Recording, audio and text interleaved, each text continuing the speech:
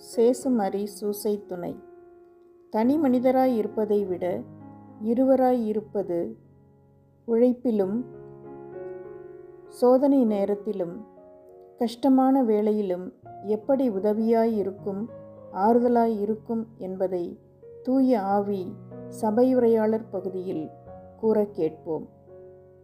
இங்கு இருவர் என்று சொல்லும் பொழுது ஒருவர் நாம் என்றால் அந்த இரண்டாம் அவர் யார் என்று நமக்கு புரிகிறதா? ஆம், சந்தேகமே இன்றி அந்த இரண்டாம் அவர் தூய ஆவிதான். அவரது எளிய உதவியை, பலத்தை நாம் இங்கு புரிந்து கொள்வோம்.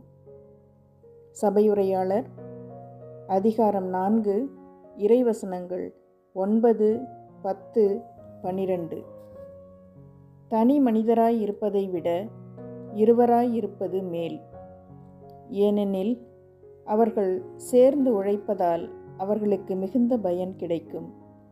ஒருவர் விழுந்தால் அடுத்தவர் அவரை தூக்கி விடுவார்.